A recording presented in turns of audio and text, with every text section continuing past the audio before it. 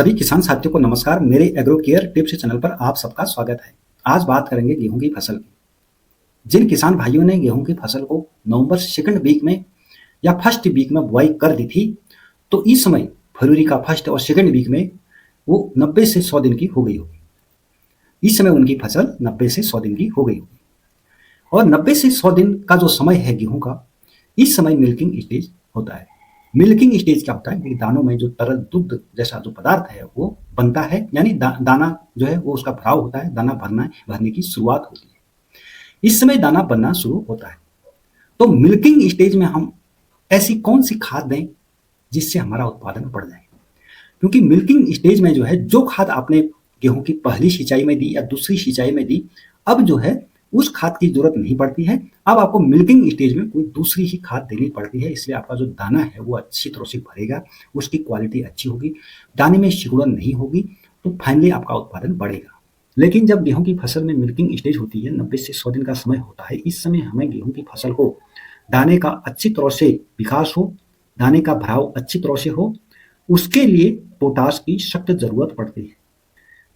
और जो सल्फर है, सल्फर से हमारा जो दाना है गेहूं का वो चमकदार बनता है, उसकी क्वालिटी बढ़ती है।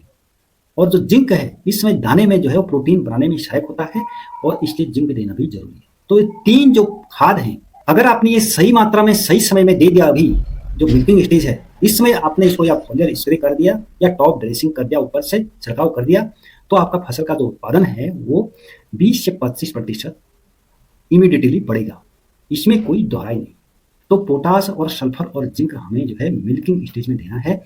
आप ऊपर से टॉप ड्रेसिंग करते हैं तो इसके लिए जो आपको म्यूरेट और पोटाश देना पड़ेगा। वो म्यूरेट और पोटाश जो बाजार में आता है इस नाम से, आपको 20 से 25 केजी प्रति एकड़ आपको गेहूं की फसल में देने की जरूरत पड़ती है और इसके साथ आपको 10 से 12 केजी जिंक भी देना जरूरत पड़ती है। तो जो एक खाद है, पोटाश है, सल्फर है, जिंक है, आप इसको म्यूरेट और पोटाश के रूप में जो है ऊपर से टॉप ड्रेसिंग कर सकते हैं।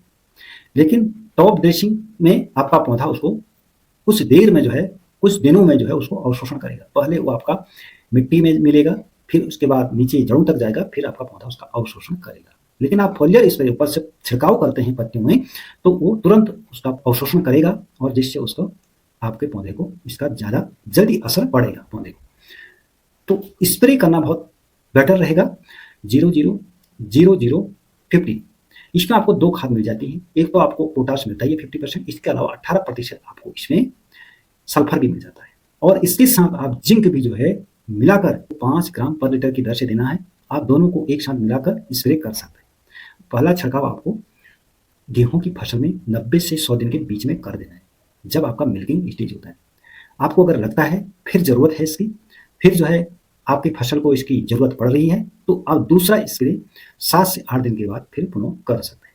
लेकिन आपने अगर पहला स्प्रे अच्छी तरह से कर दिया तो आपको दूसरा स्प्रे करने की जरूरत नहीं पड़ेगी। जो बारीक नोजल है उससे स्प्रे करना है और पूरी तरह से जो पत्तियां हैं वो भीगनी चाहिए। और इस तरह से अगर आप जिंक और एसओपी है इसका अगर छिड़काव कर देते हैं, ऊपर से फोलियर स्प्रे कर देते हैं, तो आपका फसल का उत्पादन काफी स्तर तक बढ़ जाता है और आपका फसल का जो क्वालिटी है वो भी बढ़ जाएगी। तो ये काम बहुत जरूरी है किसान साथियों के लिए। अभी जो है इसका पीक समय चल रहा है दुग्ध अवस्था का, यानी मिल्किंग स्टेज का। इस समय आपको ये खाद देनी है। लेकिन खाद कब देनी है? पहले नमी होनी चाहिए आपकी फसल में, यानी हल्की सिंचाई कर लें, फिर जाकर आपका ये स्प्रे करना चाहिए।